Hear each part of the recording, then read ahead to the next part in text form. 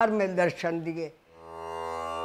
1938 में तीसरी संतान राम गोपाल का सुंदर मुख देखा, लेकिन 2 साल बाद ही 1940 में हुक्मा देवी की अकाल मृत्यु के कारण इन्हें पत्नी का वियोग भी सहन करना पड़ा और गोकुल चंद जी के मन में वैराग्य उत्पन्न हुआ और उन्होंने अपने तीनों बच्चों के पालन पोषण की जिम्मेदारी निभाते हुए उन्हें उच्च शिक्षा दिलाकर सुयोग्य बनाया और सही मायनों में अपने गृहस्थ के कर्तव्य का पालन किया। इन्होंने जो मुझे जीवन शैली सिखाई, छोटी छोटी बातें, जैसे कि हमेशा टाइम का रिस्पेक्ट करो, टाइम से काम करो, सुबह जल्दी उठो, खूब पानी पियो और ज़्यादा वक्त बर्बाद मत करो। ये छोटी छोटी बातें उन्होंने मुझे बताई और अभी तक मैं उसका पालन करता हूँ और यही मेरी सफलता का राज भी रहा। इसके अलावा मुझे कभी कभी वो न्यूज़पेपर्स बांटने के लिए भी कहते थे और मैं थोड़ा संकोच करता था, क्योंकि संकोच इस सेंस में नहीं कि मुझे ये काम अच्छा नहीं लगता था, संकोच इस सेंस में कि जब मुझे यूनिवर्सिटी भेजने को कहते, यूनिवर्सिटी आकर कोई छुट्टी पर होता तो मुझे कहते यूनिवर्सिटी चले जाओ, वहाँ पर आप अखबार बांटो। तो वहाँ मेरे प्रोफेसर थे, मैं एमएससी फिजिक्स कर रहा था उस वक्त, तो मुझे थोड़ी हिचकिचाहट होती थी, वो क्या सोचेंगे। तो एक बार ऐसा हुआ कि मेरे जो हेड ऑफ डिपार्टमेंट थे के नागपाल, उन्होंने उनके घर में अखबार देने गया तो उन्होंने मुझे हैरानगी से पूछा कि आप कैसे अखबार बांट रहे हो। तो मैंने उनको बताया कि मेरे दादाजी हैं जो न्यूज़पेपर एजेंट हैं। तो उनकी भी आंख भर आई, उन्होंने कहा बेटा बड़ा अच्छा काम है ये, तो आप दादाजी की हेल्प कर रहे हो और ईश्वर करे आपकी सफलता मिले पढ़ाई में आपको। तो इस तरह से मेरे जो 10-12 साल मैं उनके साथ रहा, मैंने काफ़ी कुछ सीखा जो अभी भी मेरे जीवन शैली में काम आ रहे हैं। मैं उस महान आत्मा महापुरुष जी का कोटि कोटि प्रणाम करता हूँ और ये इच्छा करता हूँ कि इसी तरह उनका आशीर्वाद बना रहे और हनुमान जी की कृपा से, मनोकामना सिद्ध हनुमान जी की कृपा से सब लोग लाभान्वित हों और इसी तरह ये परंपरा चलती रहे और हम लोग इकट्ठे हर साल इस तरह मिलते रहें। 1945 में इन्होंने अखबारों की एजेंसी ली और वहीं से अखबार का काम शुरू किया। अपनी संतान को माँ पिता दोनों का प्यार देते हुए इन्होंने अपने नए काम को बढ़ाना शुरू किया और तरक्की की कुछ सीढ़ियां ही चढ़े थे कि 1947 में बंटवारे का वक्त आ गया और जिस जमीन पर उन्होंने जन्म लिया था वो अब पाकिस्तान की हो चुकी थी।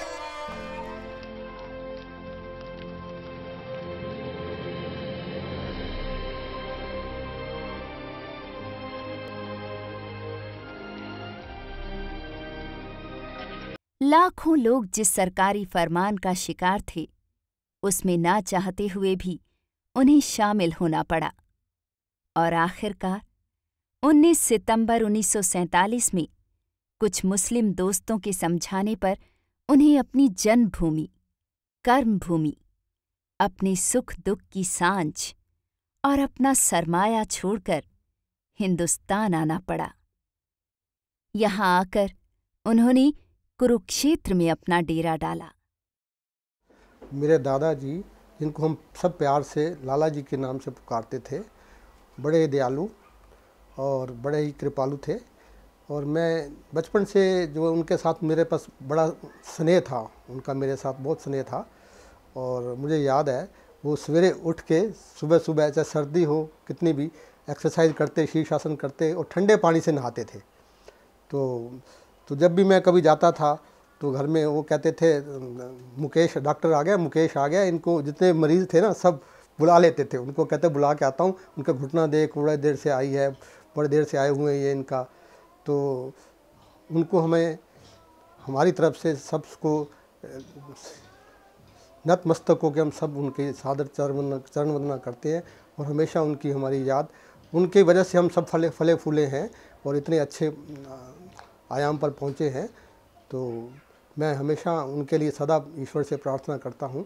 तो ऐसे महात्मा बड़े कम मिलते हैं। जब मेरी शादी हुई है तो सबसे पहले मेरी डोली लाला जी के घर ही गई जब भी जाती थी तो सबसे पहले मैं लाला जी को मिलने के लिए ज़रूर जाती थी। तो लाला जी कहते थे, आशा तू चाय पीसे या दूध पीसे? तो मेरे को शर्म आ जाती थी, भी अकेले रहते हो। तो कहते थे नहीं नहीं, अगर तेन शर्म आ रही है आशा तू दस, नहीं तो तू अपने आप बना ला, तो जाके मेरे वास्ते भी ले आ, तो तू आप भी पी ला। गीता की पवित्र भूमि पर गीता के कर्म योग की साक्षात प्रतिमूर्ति के रूप में अपना जीवन व्यतीत करने लगे। खुद से काम करने की लगन, परिवार के कर्तव्यों का पालन करते हुए गोकुलचंद भक्त गोकुलचंद बन गए। और इस भक्त ने 1965 में कुरुक्षेत्र से बद्रीनाथ की पदयात्रा भी की। उन्होंने हमें यात्रा कराई पहली बार 1939 में हरिद्वार की, मथुरा वन, गोकुल, वृंदावन, उनके साथ हम आए। और वृंदावन से हम पेड़ ले गए थे, कदम का वृक्ष हम लेकर के गए थे। तो उनसे हमारा बड़ा स्नेह था, वो भी हमें बहुत प्यार करते थे। जब कभी मुझे छुट्टी होती, हम तुलंबे से मियाँ चन्नू उनके पास आते। हालांकि मेरी दूसरी बहन भी वहाँ रहती थी, लेकिन मैं प्रायः उनके पास ही रहता था। और हम सब बच्चे, मेरे दोनों भांजे भांजी और मैं, हम मिलकर के लिफाफे बनाते थे हैं। और बाद में उन्होंने मुझे अखबार का एजेंट बनाया। तो तुलंबे के अंदर वीर भारत अखबार 2 बिकती थी, मैंने वहाँ 11 अखबारें बेची। उनकी प्रेरणा से वहाँ मैंने एजेंसी ली। प्रातः स्मरणीय ब्रह्मलीन पूज्य भगत गोकुलचंद जी मेरे नाना श्री थे, जिसका मुझे गर्व है। वह अपने गृहस्थ जीवन में उच्च कोटि के संत रहे। उन्होंने श्री बद्रीनाथ तीर्थ स्थान एवं अन्य कई धामों की अपने सुपुत्र श्री रामगोपाल अंशु एवं अन्य भक्तों के संग पैदल यात्राएं की। उनके बड़े सुपुत्र डॉक्टर मदनलाल वर्मा भी अध्यापन के साथ साथ इस पद पर उनके साथ रहे। उन्होंने कुरुक्षेत्र में अपने निवास स्थान में वर्ष 1966 में मनोकामना सिद्ध हनुमान मंदिर की स्थापना की, जिसका अब 50वां स्थापना वर्ष मनाया जा रहा है। वह नाम स्मरण हरि भजन में चैतन्य महाप्रभु के जीवन दर्शन के अनन्य उपासक रहे। उनके सानिध्य में मैंने सारा जीवन व्यतीत किया। उनके आशीर्वाद से ही मैं ज़िंदगी के उस मुकाम पर पहुंचा हूं, जहां मुझे एहसास होता है कि आज अगर होते तो और जीवन की कला सीखने का अवसर मिलता। वह कहते थे, हिम्मत न हारिए, राम न वसारिए। उनके भावों में ज़रा यूं चलो कि हर कदम पर तुम्हारा खैर मकदम हो, उम्र वहाँ यूं भी है और वो भी। एक शेर मुझे याद आ गया है, खुश जमाले याद आते हैं, बेमिसाले याद आते हैं, दुनिया दिल जिनसे मुनव्वर थी वो उजाले याद आते हैं। भगत गोकुलचंद जी गोलोक धाम में चले गए हैं, उनकी याद हमें हमेशा आएगी। आज हम उनके चरणों में श्रद्धा सुमन अर्पित करते हैं। कुरुक्षेत्र में चैत्र 14 के दिन अष्टकोशी परिक्रमा की परंपरा के प्रति जन जन में, युवकों, बुजुर्गों और बच्चों में उत्साह पैदा करने का श्रेय भक्त जी को जाता है। इस पूरे क्षेत्र में सनातन धर्म के प्रचार प्रसार तथा गौ, ब्राह्मण व अतिथि सेवा का व्रत लिए हुए भक्त गोकुलचंद जी ने अपना पूरा जीवन समर्पित कर दिया। राग द्वेष से पूरी तरह रहित उनके व्यक्तित्व में बच्चों जैसी सरलता हमेशा बनी रही।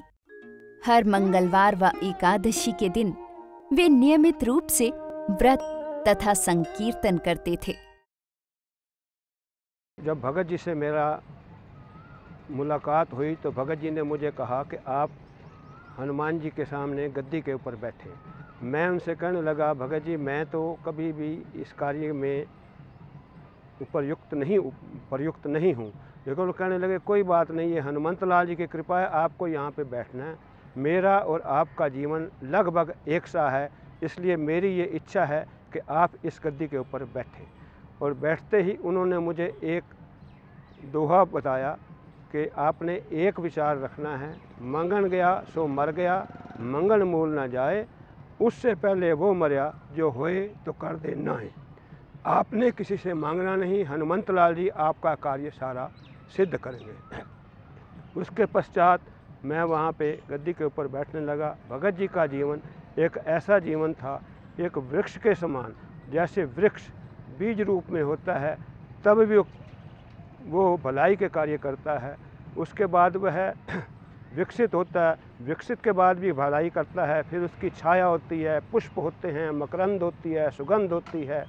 जो भी कार्य वो करता है वो लोक कल्याण के लिए करता है। भगत जी का सारा जीवन उन्होंने लोक कल्याण के लिए अर्पित किया। वास्तव में वह सफ़ेद वस्त्रों के अंदर एक शुद्ध संत थे।